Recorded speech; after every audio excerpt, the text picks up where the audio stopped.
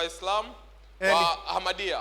And he leads the Islamic community of Ahmadiyya. Na amechagua kuabudu pamoja nasi. And he has chosen to worship with us. Jamani, Bwana Yesu asifiwe. Praise the Lord. Karibu sana ndugu yangu. You are very welcome. Ninafurahi kukuona katika ibada ya leo. I am pleased to see you today. Sasa Mungu anamwahidi Abraham kwamba nchi inakupa na uzao wako. So God tells Abraham, I'm giving this with your generation. Lakini Abraham hana mtoto. But Abraham doesn't have a child. Umri unasonga. And time is going. Abraham anakata tamaa kwa ahadi ya Mungu. And Abraham is in despair. Na kama wanadamu wengi, and as many men, tunapohisi ya kwamba Mungu amechelewa, when we think that God has delayed, kulingana na ratiba zetu za kibinadamu, according to the timetables we have set as human beings, tunatafuta shortcut. we try and find a shorter way. Tunashawishika kutafuta njia ya kumsaidia Mungu. We attempted to find a way to help God. Abraham katika kutafuta shortcut, And Abraham, in looking for a shorter way, analala na mjakazi wake, he sleeps with a servant, na wanapata mtoto and they get a child anayeitwa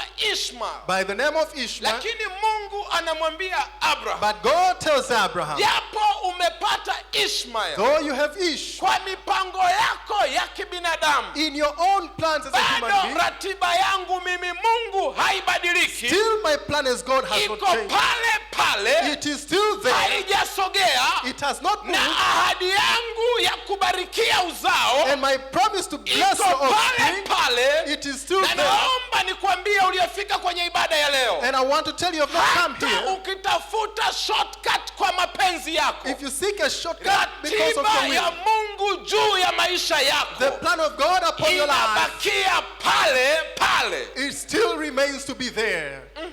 Natamani mungenielewa, I wish you would understand, lakini ninaendelea but I continue nikiamini kwamba mtanielewa, believing that you shall maana understand. tunatoka Mwanzo mpaka Wafalme. Because you're going from Genesis to Lazima Kings. kuna kitu utaelewa. There is something you shall Kwa hiyo understand. wakati unapotimia, As time comes, Mungu anafungua tumbo la mke wake Ibrahim anaitwa Sarai, God opens the wombs of Sarai alafu anampatia Sarai mtoto, and gives Sarai a na child. yule mtoto anaitwa Isaka. And the child is by the name of Isaac. Aha, Isaka anapozaliwa And as Isaac is born, anakuwa, he grows up. muda unafika, Time comes, Isaka anaoa, he gets married. anaoa mke anayeitwa Rebeka, And he gets married to a wife by the name of Rebecca. na Mungu anaibariki ndoa hii And God blesses this marriage kwa watoto wawili mapacha, with two twins. mkubwa akiwa Esau And the older one being na Esau, mdogo akiwa Yakobo. and the younger one being Jacob. Na Esau And Esau anauza urithi au uzao, haki ya uzao wa kwanza sells his birthright kwa Yakobo to Jacob kulingana na njaa. according to his Njaa stomach inaweza needs. ikakufanya ufanye mambo ya ajabu sana. Hunger can cause you to do a lot of Njaa strange things. inaweza ikakufanya ufanye mambo ya ajabu. Hunger can cause you to do strange things. Anapouza, As he sells, kaka yake anakasirika, and his brother is angered, anataka kumuua he wants to kill him, baada ya kuiba mibaraka ya uzao wa kwanza, having taken away all the na blessings mama of the yake first child. anamtorosha huyu Yakobo And the mother caused this child to depart, to run away, kwenda kwa mjomba wake anayeitwa Laban. to go to his uncle by the name of Laban. Anapofika kwa Laban, As he gets to Laban, anampenda binti anayeitwa Raheli, falls in love with Rachel. na Biblia inasema anapomuona tu kwa mara ya kwanza And as he sees for the first time, anampenda. he falls in love with Binti her. ananiuliza, Pastor, is there such a thing Na mchungaji, kuna kitu kama hicho as love at first sight? kama upendo kwa mara ya kwanza? Sio jibu la leo hilo, That is not the answer for today. lakini huyu kijana anamuona binti But this young man sees a na young anasema lady huyu atakuwa mke wangu, and says, this shall be my wife. alafu anakwenda kwa mjomba wake, And he goes to his uncle anamwambia, bwana, una binti hapa ndani and he says, you have a anaitwa child Raheli, by the name of Rachel. nimempenda. I love her. Sasa Now, naomba tufanye mpango I want us to plan ili awe mke wangu. that she may be my Mjomba wife. wake anamwambia, fanya kazi miaka 7. And he says, work for 7 years. Ukimaliza miaka 7 nitakupatia binti. After 7 years, I will give you the young lady, Huyu kijana the young man. natamani ingekuwa siku ya vijana leo. And I wish today was a day for Huyu you. kijana This young man, Charles, huyu kijana this young man, Charles, anafanya kazi miaka 7. that works for 7 Miaka years. 7. 7 years. 7 Miaka 7 ya 7 jua na mvua, years. ya Rain and, masika na kiangazi. and he works. Siku inafika ya kupata binti, And time comes for him to have a child. ndoa The young lady. inafungwa, And they get married. sherehe inafanywa, They have a party. anarudi nyumbani na He mke, goes home with a wife. usiku unapita. And the night passes by. Zamani nilikuwa na ubiri fulani linaitwa after the honeymoon. There was a time I preached a sermon which was after the honeymoon. Yani baada ya ule muda wa ndoa. When the morning comes, anapofungua shuka, when he opens the sheet, bed sheet, hamuoni yule mrembo aliyempenda. he doesn't see the young lady he fell in love Anaona with. binti mwenye makengeza.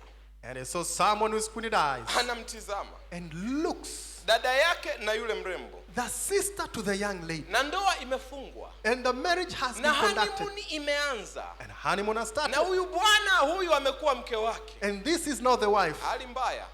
Terrible. Hali mbaya. Terrible time. Anarudi kwa mjomba. And he goes back to the uncle. uncle. Tulikubaliana Raheli. But we had agreed on Rachel. Sio Lea.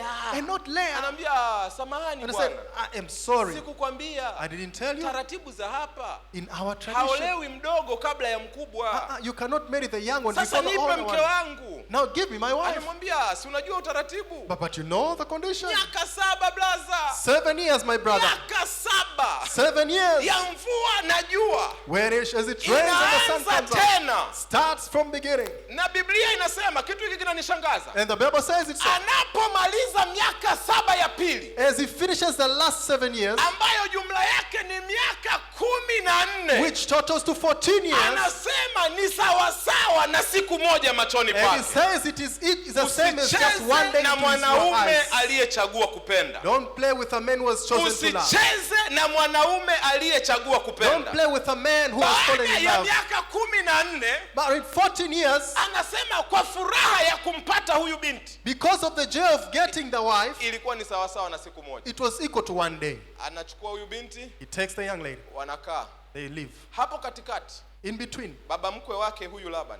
The father-in-law Laban. Anampatia masuria wawili. And he gives him 2 servants. Kwa hiyo sasa huyu mwanaume ana wake wawili halali wa ndoa. He now has 2 wives, wedded wives. Na masuria wawili. And 2 servants. Twende pole pole. Let's go slowly. Kuna mambo ambayo Biblia inaagiza. There are things that the Bible instructs. Kuna mambo ambayo Biblia inafundisha. And there are things that the Bible teaches. Kuna mambo ambayo Biblia inayataja kama historical facts. And there are things that the Bible mentions them just as history. Na kuna mambo ambayo Biblia inashauri. And there are things that the Bible advises. Mke zaidi ya mmoja.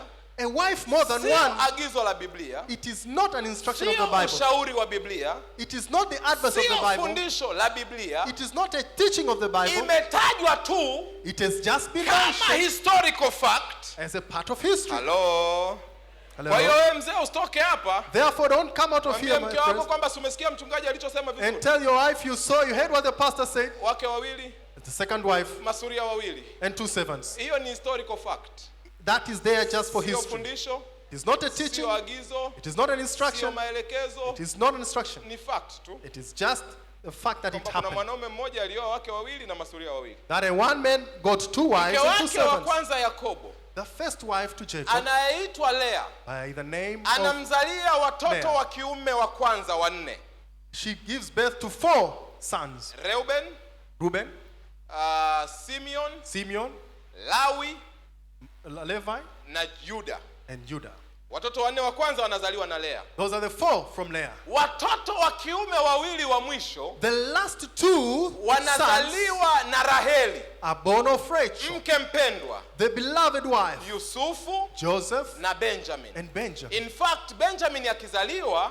And when Benjamin is born, mama yake anakufa katika process ya kumzaa huyu Benjamin. The mother actually dies in the process of giving birth to Benjamin. Kuna watoto 4. Therefore to the first wife 4. Kwa mke wa pili kuna watoto 2. To the second wife 2. Jumla ni watoto 6. There are 6 in watoto wengine wa kiume 6. The other sons, hapa the 6, katikati, in between, wanazaliwa na hawa masuria wawili. Are born of the 2 servants. Ambao sasa 12 wao, of which the total of 12, ndio wanatengeneza watoto wa Yakobo. Which now become the children of Jacob. Hapo waseme amina. If you have understood up to there, say amen. Kati ya hao mmoja hapendwi. And in those, one is not loved. Jina lake Yusufu. By the name of Joseph. Alikuwa anaota vindoto. He used to have dreams. Na watu hawapendi watu wenye njozi na ndoto. And people do not like people with visions and dreams. Wakapanga kumuua. And his relatives made a plan to kill him. Wakidhani ya kwamba wataiua ndoto na njozi alionayo. Thinking that they'll be able to kill him with the dreams. Yusufu anapoenda kuwatazama ndugu zake. As Joseph goes to see his brothers. Wakifuga mifugo. As they take care of the cattle. Wanampiga. They attack him. Wanamtupa shimoni ili afe. They throw him into a hole that he might die. baadaye wanasema kuliko tumuue And they say instead of na killing damu him, yake iwe mikononi mwetu, and that his blood be upon kwa our nini heads, tusimuuze kwa Wamisri? why not sell him to the Wamisri Egyptians? wanamnunua Yusufu. The Egyptians buy him. Yusufu anapelekwa Misri. Joseph is taken to Egypt. Anapofika Misri, As he gets to Egypt, anawekwa kwenye nyumba ya mtu anaitwa Potifa he is placed in the house of kama Potiphar mfanyakazi. as a servant. Mama Potifa, And Potiphar, labda mume wake alikuwa na safari nyingi, the sijui, wife of Potiphar, the husband probably lakini traveled much. siku moja akampiga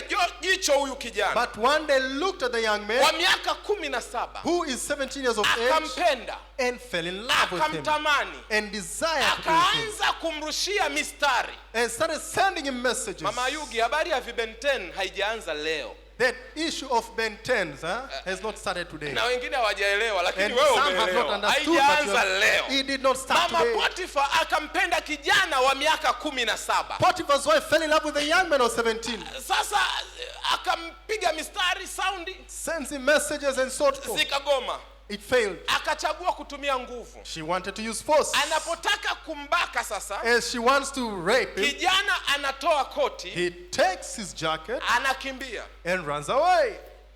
Mama Potifa anapiga kelele, And Potiphar's wife shouts and huyu screams, kijana mgeni anataka kunibaka. "This young man wants to rape me." Alafu Yusufu anakamatwa And Joseph is arrested kama matokeo ya uaminifu wake. as a result of his faithfulness. Hamjaipata hiyo? You are yet to hear that. Inawezekana ukawa mwaminifu It may be that you are kiasi faithful kwamba uaminifu huo ukakugharimu. to the extent that your Na faithfulness wale costs. wanaosimama sawa sawa na neno la Mungu They that stand upon the word of siku God, zote sio popular, they are not always popular. watapingwa tu They will be kama attacked opposition. matokeo ya uaminifu wa Yusufu. As a result of Joseph's faithfulness, Anawekwa gerezani. he is taken to prison. Akiwa gerezani kule, Is in prison. anatafsiri ndoto za mtu. And he interprets the dreams of someone. Yule mtu kifungo chake kinaisha, And that person is freed. kifungo kinaisha, His jail term comes to an anaenda end. kufanya kazi kwa And he mfalme goes to work at the king's wa house Misri. in Egypt. Mfalme wa Misri anapopata ndoto And the king of Egypt, when he na has a dream, kukosa wa kumtafsiria, and he can't find someone to interpret yule the dream, mfungwa mwenzake Yusufu anamwambia mfalme, that fellow prisoner of Joseph yupo says, kijana there is a young man anayeweza kukutafsiria who is ndoto yako, able to interpret your dream. anaitwa Yusufu kwa By the mfalme. name of Joseph. Joseph is Yusufu called. anatafsiri ndoto ya mfalme. And Joseph interprets the dream of the Baada king. ya kutafsiri ndoto ya mfalme, Having interpreted the king, anafanywa kuwa waziri mkuu he is made to be the prime minister wa Misri. of Egypt. Uaminifu hata kama unaonekana kukugharimu sasa, Your faithfulness, even if it may seem to yupo be costing you Mungu now, anayewalipa watu sawa sawa, there is a God who na pays katika equally. utimilifu wa wakati And when the time is fulfilled, Mungu atakuona God will see na you atakuinua. and he will lift you. Hallelujah. Haleluya! Sasa Yusufu Joseph, amekuwa waziri mkuu he is now the prime minister Misri, in Egypt, kwenye taifa la kigeni. in a foreign nation. Wametafuta waziri mkuu Misri yote, They looked for a prime minister in hajaonekana Egypt. mtu isipokuwa Yusufu. They can't see anyone except for Na Joseph. Yusufu ninampenda And I love kwa Joseph sababu ana moyo wa kusamehe. because he has a forgiving heart. Anapofanywa kuwa waziri mkuu, As he is made to be the prime minister, anawakumbuka ndugu zake waliomuuza. he remembers his relatives who had sold him. Natamani ningekuwa na muda. I wish there was time, more time. Mtu akikufanyia vibaya If somebody does something bad to you ukamsamehe, and you are forgiven, halafu ukapata fursa ya kumhudumia tena, and you have an opportunity to serve them, hapo ni Mungu amekutumia God is using you kumwonyesha ya kwamba to show that hatufanikiwi au kukwama we do not prosper, we do not run kwa into hiana na obstacles fitina za kibinadamu. because of the evil and the crooked ways of man. Tunafanikiwa kwa sababu tunaye Mungu anayesikia. But we prosper because we have a Kwa God hiyo who Yusufu listens. anapowaita ndugu zake, As Joseph calls his relatives, anawaambia ya kwamba he tells them that japo mlitaka kuniua, though you wanted to kill me, yupo Mungu Mungu anayeyalinda maisha There yangu. is a God who protects my Japo life. mlinitupa niwe mtumwa, Though you had thrown me yupo to be Mungu a servant, anayeniinua. there is a God who Wewe lives. ulielelewa na mama wa kambo, You who have stayed with a stepmother, akakutesa, she will mistreat na you. leo Mungu amekuinua, And today God na has mama yule lifted ni you. mgonjwa hospitali. And that woman is sick in a Jifunze hospital bed. kusamehe. Learn to forgive. Nenda kwa mama yule Go to that na mother mifuko ya shopping, with shopping ili bags, akafahamu ya kwamba that she may see that. haleluya, Hallelujah. mafanikio yetu yako mikononi mwa Mungu. Our prosperity is in the hands of God. Yusufu Joseph, anawaita ndugu zake. he calls his relatives. Sasa anapowaita ndugu zake, As he calls his relatives, wanafanya kosa moja. they make one mistake. Wanafanya makao yao Misri, They make their home Egypt, wakisahau ya kwamba Kanaani ndio nchi ambayo Mungu aliwabarikia wazao wao. forgetting that it was Canaan that God has blessed them, that it should be their home. Wamekuja Misri They have come to Egypt. kama uzao wa kifalme. Sasa wana waziri mkuu, They've come as relatives of a king and wamekuja a prime Misri minister. kama watawala na wakubwa. They've come as rulers and people of Wakasahau ya position, kwamba Mungu ana kusudi lake kwa wakati husika. forgetting that God has his plans in his time. Wenyewe wakaipenda Misri, They loved Egypt. wakaendelea kukaa Misri. They continue to stay in Egypt. Yusufu amestaafu, And Joseph is retired. wenyewe wanaing'ang'ania Misri They tu. have continued to be in Egypt. Amezeeka, He is of age, old age. anaing'ang'ania Misri He tu. continues to be in Egypt. Baadaye anakuja Farao asiyejali mambo ya historia, And there comes Pharaoh who doesn't care about anauliza historical hawa ni facts wakina nani? and says, who are these? Hawa ni ndugu zake Yusufu. These are the relatives Yusufu of alikuwa Joseph. sijui waziri mkuu hapa, He was once the prime minister here. akatusaidia tukaepukana na He njaa. helped us even in times of poverty. Yule Farao anasema kwa namna wanavyozaliana hawa, He said, in the way they are giving birth, watatupindua hapa they are going to overtake na us. watufanye sisi watumwa. And they will make us to be their Kwa slaves. hiyo wafanyeni wao kuwa watumwa. Therefore, make them your slaves. Hivyo ndivyo wana wa Israeli That is how the children of Israel, wanavyoingia utumwani. how they get into slavery. Wanaingia kama wakuu na watawala, They come in as leaders in high lakini kwa positions. sababu wamekaa kuliko muda Mungu aliyokusudia, But because they overstayed beyond the time God has purposed for them, na lile Mungu aliyotaka kulifanya limefanyika, limeisha, and that which God had planned to do has badala happened ya and it is kurudi done. kwao kwa heshima na taadhima, Instead of going to back to their home with honor and respect, wana overstay their welcome. they overstay there. Mpendwa, Beloved, leo ni kushauri, let me advise you today. never Hata siku moja, never ever hata siku moja, overstay your welcome. usije ukakaa zaidi na ukapitiliza muda. Utakuwa mtumwa. You will become a slave. Wewe mama, Woman, umetoka Kigoma huko, come all the way from Kigoma. umekuja hapa kutibiwa Dar es You Salaam, have come here to be healed, to be watoto treated. wamekupokea, And your children have welcomed you. umetibiwa, umepona. You have been treated Funga vilivyo and you are vyako, healed. Take all that is rudi yours. Kigoma. Go back to Kigoma. Never ever Hata siku moja. overstay your welcome. Usije ukakaa zaidi ya muda wako. Haujanielewa? Not understood me yet. Wewe binti, Hey, young lady, uko kwenye mahusiano leo, you are in a relationship mwaka today. wa 4, It is the 4th year. hautambulishwi kwa rafiki zake jamaa, You have not been introduced to the young man's hautambulishwi kwa friends. ndugu zake You jamaa, have not been introduced to the hautambulishwi relatives. kwa wazazi wake You jamaa. have not been introduced to the Upo tu parents. miaka 4, upo. 4 years you are My just friend, there. you have overstayed your Rafiki welcome. yangu, umepitiliza Funga muda vilivyo wako. vyako, Take what is yours endelea na maisha yako. and move on with your Wewe life. kijana, Hey, young man, ulikuja Dar es Salaam kusoma, you came to Dar es Salaam to shule study. imeisha, You have finished your studies. kazi haujapata. You have not been employed. Don't overstay your welcome. Usipitilize Ni muda wako. nani ajuae Who knows ya kwamba Mungu ameziandaa baraka huko kwingine? that God has prepared blessings there. Nenda. Hata siku Yupo Mungu moja. atakaye kubariki Go huko. there. There is a God who blesses there. Hallelujah. Hallelujah. Hallelujah. Sijui niendelee kidogo Should I hapa? continue a little Hapa bit niendelee longer? kidogo. Let me continue there. Hapa. Right there, right there.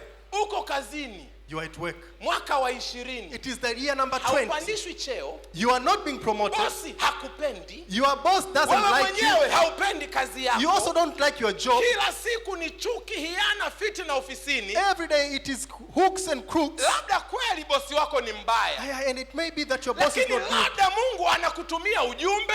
But maybe God is sending a message. Muda wako wa kukaa kwenye ofisi hiyo umeisha. That your time for being in that office. You are overstaying. You are welcome. Umeendelea kukaa zaidi. Na Mungu alipokupangia. Go where God has called you. Kwa ajili yako. And he has a blessing for you. Hallelujah. Hallelujah. Jamaa wanakuwa watumwa. They become slaves. Miaka 430. 430 years. Kama matokeo. As a result. Ya overstay, they are welcome. Overstaying there. Walikaa kwa kupitiliza. Watu LD ngoja nitoke hapo. Najua mnataka nikae hapo. I know you want me to be there. Let me continue. Baada ya miaka 430 ya utumwa. After 430 years of slavery. Mungu anawainulia mtu anayeitwa Musa. God lifts up for them Moses. Bwana Yesu asifiwe. Praise the Lord. Na hapa naomba nikutie moyo. And I want to encourage you. Haijalishi umeteseka kiasi gani. It doesn't matter how much you suffer. Haijalishi umehangaika kiasi gani. It doesn't matter haijalishi umesetwa kiasi gani. It doesn't matter how many of you katika utimilifu wa wakati. When the time Mungu has come, atakuinulia mkombozi. God shall lift up for you katika utimilifu wa wakati. When the time Mungu has come, atakukumbuka God shall na kukutoa katika shida yako. And he shall take you away from Endelea kusimama imara. Continue to stand firm. Musa anawatoa wana wa Israeli utumwani. Moses takes the children of Israel from slavery. Wanaenda mpaka wanarudi kwenye nchi yao. And they go all the way to Canaan. Ya Canaan. Go all the way to Canaan. Wanapofika kule, as they get there, Mungu anawapa utaratibu tu mzuri wa uongozi. And God gives them the order. Anawapa utaratibu mzuri wa uongozi. And he gives them the order. Kwamba Bwana mimi nitawapatia waamuzi hapa. That I will give you judges. Wanakaa na waamuzi kidogo. And they stay with the judges for a while. Baadaye wanaona Mungu mbona kama vile uko old fashion. And I say God, umepitwa na wakati hivi. Mbona mataifa mengine yote yana wafalme? How come all the other nations have kings? Sisi tu ndio hatufanani na wengine. And only us, we are different from the rest. Wanasahau ya kwamba Mungu anapowachagua watu wake. They forget that when God chooses his people, anataka kuwafanya exceptional. He wants to make them tofauti. Anataka wasiwe sawa sawa na wengine. That they may not be the same with the other people. Anapochagua watu wake, when God chooses his anataka people, wawe superior.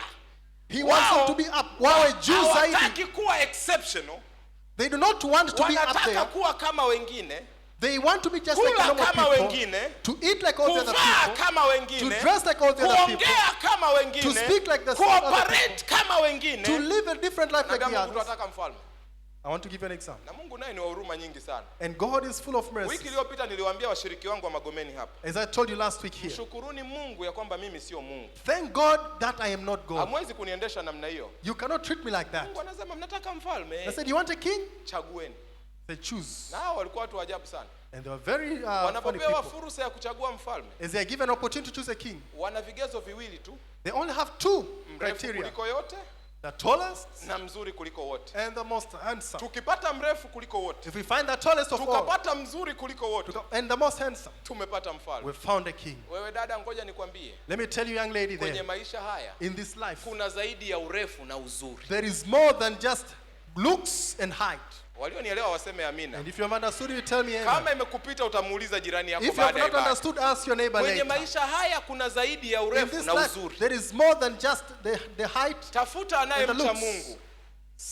Tafuta anayemwogopa Mungu. Fears God. Someone who fears God. Tafuta anayemheshimu Mungu. Someone who respects God. Tafuta anayetembea sawa sawa na mapenzi ya Mungu. Someone who walks according to the will of God. Tafuta ambaye yuko kwenye mahusiano mazuri na Mungu. Someone who has a good relationship with God. There is more to life. Kuna zaidi kwenye maisha than looks. Na jinsi ambavyo tunaona. Huyu mfalme mrefu na mzuri kuliko wote. This king, tall and good looking, confused them. Akawavuruga. And disturbed them. Akawapelekesha.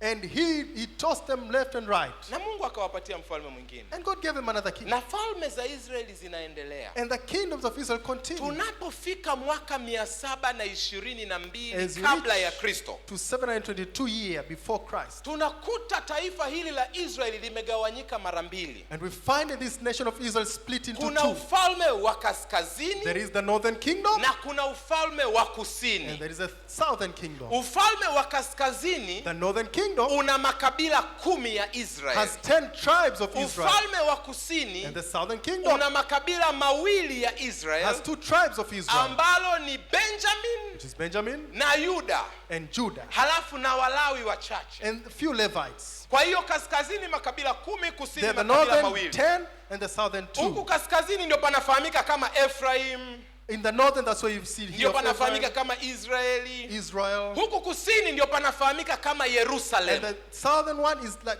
known as Jerusalem. Mwaka 722. In the year 722. Historia ya wana wa Israeli inaenda kubadilika milele. The history of the Israelites goes to change forever. Anainuka mfalme wa Waashuru anaitwa Senukarib. And a Syrian king by the name of Sennacherib anaanza kwenda ufalme wa kaskazini. And he starts going from the northern kingdom. Anapiga na kuua Waisraeli wote wa kaskazini. And he causes destruction and kills all the Israelites in the northern kingdom.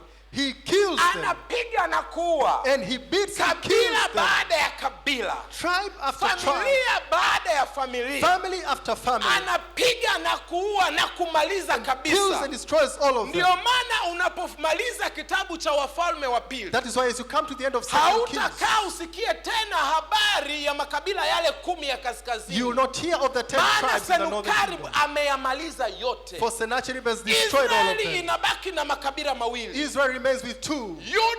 Judah pamoja na Benjamin. And Benjamin. Hata hawa Wayahudi tunaowaona leo. Even the Jews ni makabila haya ya Yuda na Benjamin. Is these 2 tribes of Judah? Makabila mengine yote 10 Senukarib amemaliza. The other 10 Senukarib anapomaliza kupiga kaskazini. As he finishes destroying the northern. Anatuma watumishi wake. He sends kwenda kusini. To go to the southern kingdom. Ni Jerusalem. Where Jerusalem na is. Kule Jerusalem. And then Jerusalem. Yupo mfalme anayefahamika kama Hezekia. There is a king by the name of Hezekiah. Na wale watumishi wa Senukarib. And those servants of Sennacherib. Wanaenda Jerusalem. They go to Jerusalem. Wanasimama nje ya kuta za Jerusalem. And they stand outside the walls of Jerusalem. Wanaanza kupiga kelele. And they start shouting. Wanasema, oh Jerusalem, they say, oh Jerusalem, Jerusalem. Sikilizeni. Listen.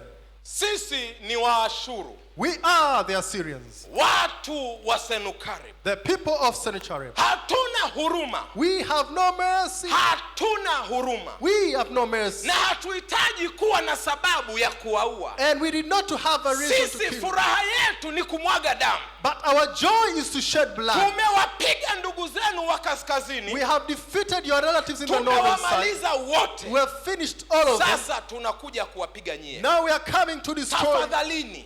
Now, take it. Msitupotezee muda. Don't waste our Nyosheni time. mikono juu. Lift up your hands. Pangeni mistari. Line up. Mtoke mwende Ninawi.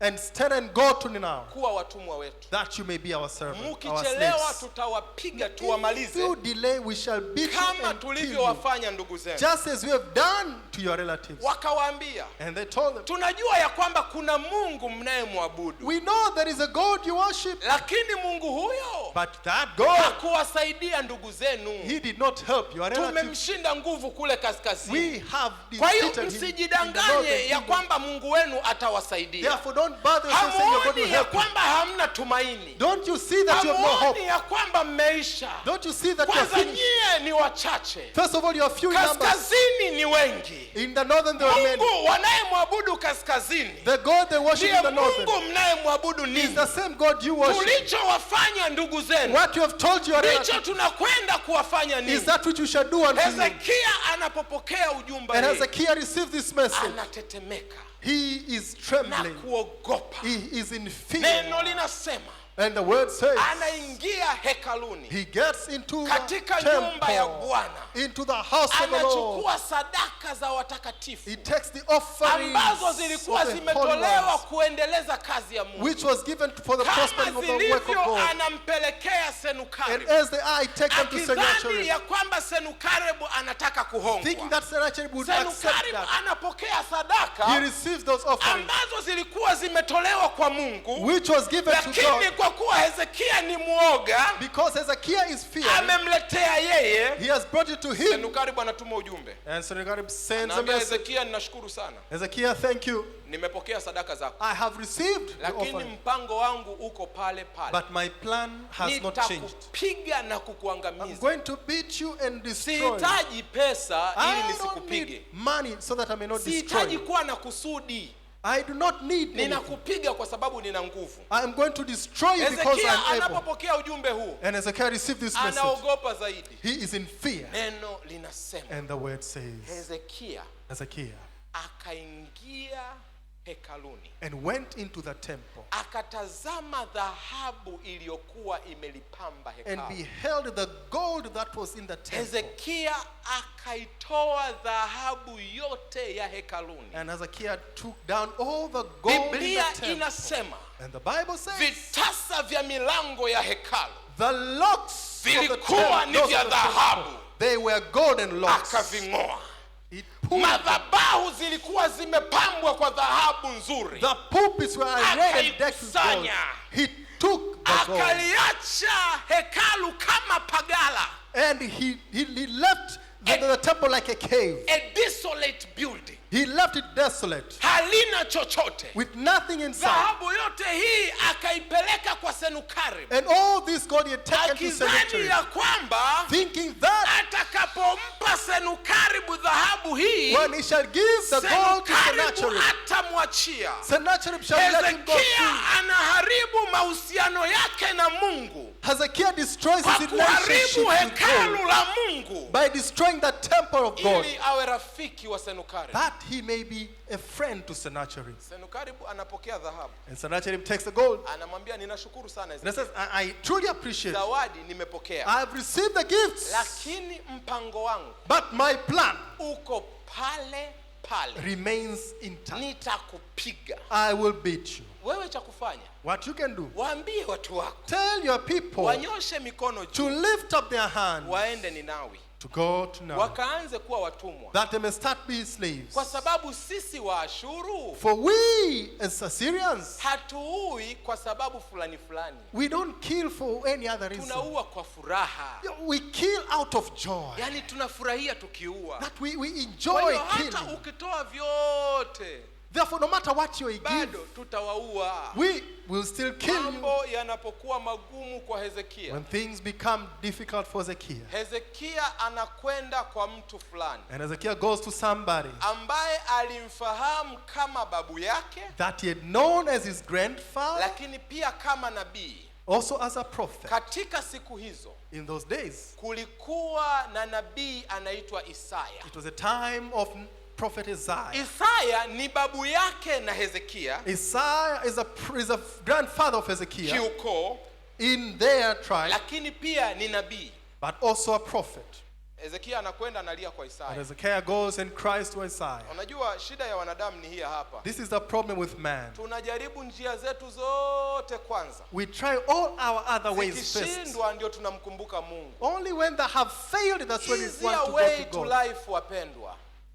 Njia rahisi katika maisha, beloved. Jaribu Mungu kwanza. Try God first. Mtafute Mungu kwanza. Seek God Ana first. utatuzi wa matatizo He yako. has an Baada ya answer to your Hezekia problem. kuwa ametoa pesa, ametoa dhahabu na amekwama, After Hezekiah being given the money and the gold and is ndio stranded, anakwenda kwa Isaya mtumishi wa it Mungu. is only then he goes to Anamwambia Isaiah, the servant Isaya, of God, and says, unasikia kelele Isaiah, zinazopigwa huko nje na Senukari. you can hear the noise caused by Tunaangamia, Sennacherib. Isaya. We are being destroyed. Isaya anamuomba Mungu. And Isaiah prays to God. Mungu anamwambia Isaya, And Isaiah, God tells mwambie Isaiah, Hezekia mfalme wa Yuda, tell Yerusalem, Hezekiah, king of Jerusalem, asiogope lolote. not to fear. Mimi Mungu niko pamoja naye. I am God and I am with him. Hamjasikia. No, you have not heard that. Mwambie Hezekia mfalme wa Israeli, Tell Hezekiah, the king asiogope lolote. of Israel, Mimi Mungu niko pamoja naye. not to fear. I, God, am Huyu with him. Senukaribu nitamshughulikia I mwenyewe. will deal with Sennacherib alone. Hezekia anapopokea ujumbe huo, And Hezekiah received the message. anarudi nyumbani He goes home na tumaini kidogo. with little hope. Mama Yugi, Hezekia anapofika nyumbani Mrs. Yugi, as Hezekiah gets home, anakutana na waraka and